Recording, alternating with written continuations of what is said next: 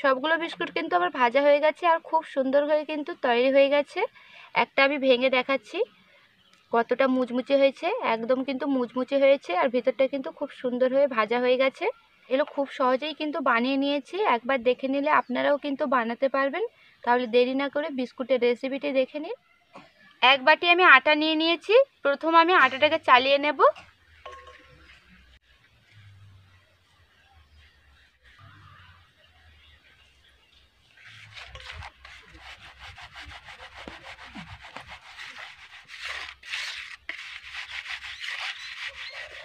আটাটাকে আমি চালিয়ে নিয়েছি ভালো করে। এবার দিয়ে দিচ্ছি পরিমাণ মতন লবণ। এবার আমি দিয়ে দেব চিনি। আমি চিনি বিস্কুট বানাবো, তার জন্য চিনির পরিমাণটা আমি বেশি নিয়েছি। এবার দিয়ে দিচ্ছি। এবার ভালো করে মিশিয়ে নেব। ভালো করে আমি সব কিছুকে মিশিয়ে নিয়েছি। এবার দিয়ে দিচ্ছি পরিমাণ মতন তেল। এবার ভালো করে মিশিয়ে নেব। ভালো করে মিশিয়ে আমি ময়ানটাকে তৈরি করে নেব।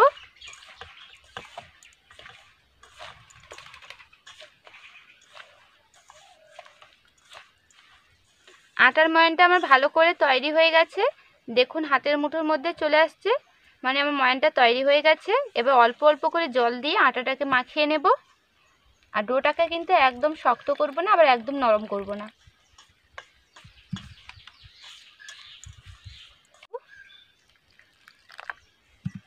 এবার ভালো করে মাখিয়ে নেব।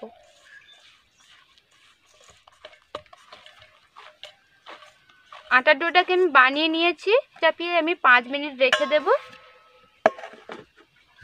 5 মিনিট হয়ে গেছে, এবার ঢাকা খুলে নিচ্ছি। ডোটা আগের থেকে কিছুটা নরম হয়ে গেছে।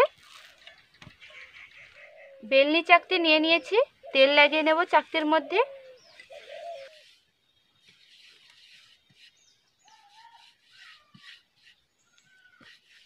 ভালো করে আমি তেল লাগিয়ে নিয়েছি, এবার ডোটাকে নিয়ে নেব।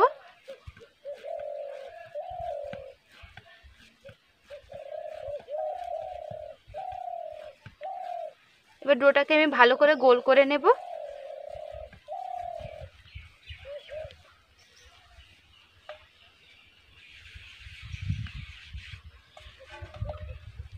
এবার ডোটাকে আমি বেলে নেব।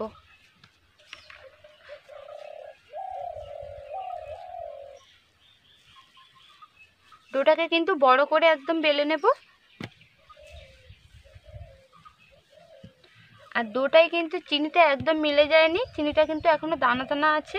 যেহেতু আমি চিনি বিস্কুট বানাবো, তার জন্য চিনিটা কিন্তু দানা দানা থাকবে।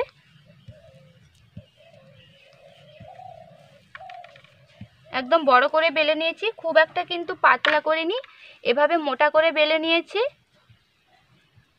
এবার ছুরি দিয়ে ওপরে একটু ডিজাইন করে দেব, এভাবে লম্বা করে কেটে নেব আমি।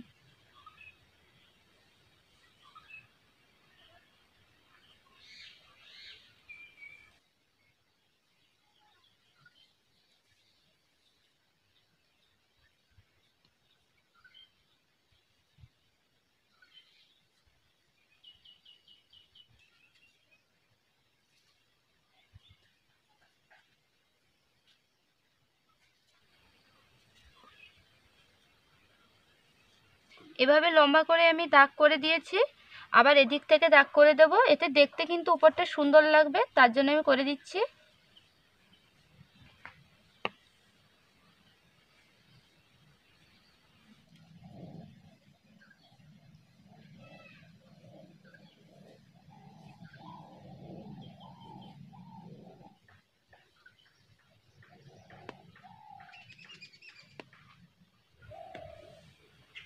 ওপরটা আমি এভাবে ডিজাইন করে দিচ্ছি, দেখতে কিন্তু খুব সুন্দর হয়েছে। এবার আমি লম্বা করে কেটে নেব।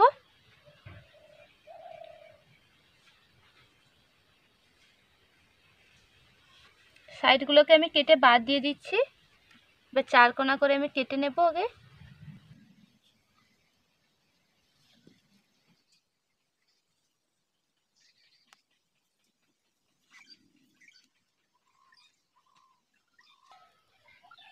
এভাবে আমি 4 দিকটা কেটে বাদ দিয়ে দিয়েছি। এবার মাঝখান থেকে আমি লম্বা করে কেটে নেব সমান মাপ করে।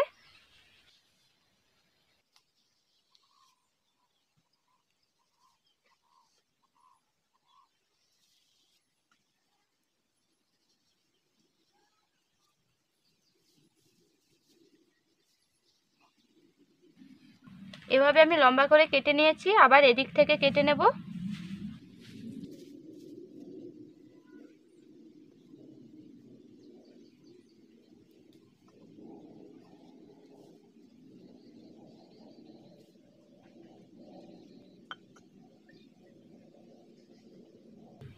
দুদিক থেকে আমি সমান মাপ করে কেটে নিয়েছি, এবার এগুলোকে আমি তুলে নেব।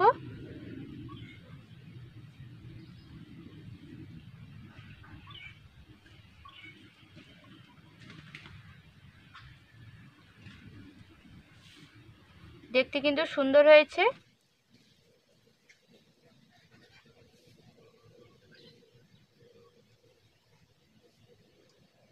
সব দিকটা সাইজ করে আমি তুলে নেব। বিস্কুটগুলো কিন্তু দেখতে খুব সুন্দর হয়েছে। এভাবে আমি সব বিস্কুটগুলোকে বানিয়ে নিয়েছি, দেখতে কিন্তু খুব সুন্দর হয়েছে। এবার এগুলোকে আমি ভেজে নেব। উনানের মধ্যে আমি কড়া বসিয়ে দিয়েছি, কড়াকে আমি গরম করে নিয়েছি। এবার দিয়ে দিচ্ছি সাদা তেল।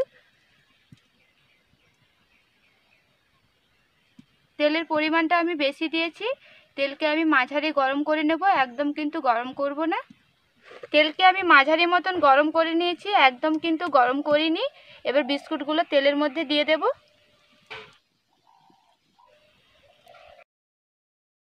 আস্তে আস্তে করে বিস্কুটগুলোকে দিয়ে দিতে হবে, নাহলে কিন্তু তেল ছিটকে আসতে পারে।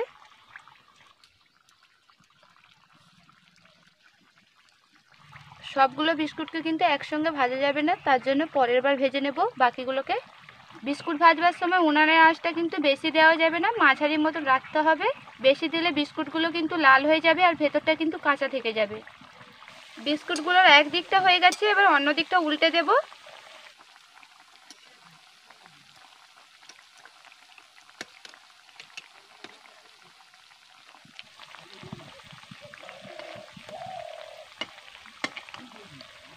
বিস্কুটগুলোকে সব আমি উল্টে দিয়েছি, এবার লাল লাল করে ভেজে নেব।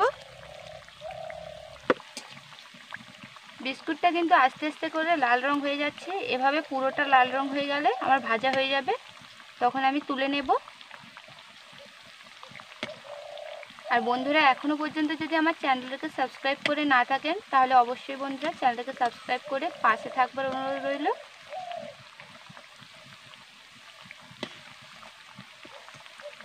এটা কিন্তু প্রায় ভাজা হয়ে গেছে, আরও কিছুক্ষণ ভেজে নেব। একদম লাল লাল করে ভেজে নিয়েছি। বিস্কুটগুলোর কিন্তু খুব সুন্দর একটা রং হয়ে গেছে। এবার বিস্কুটগুলোকে তুলে নেব।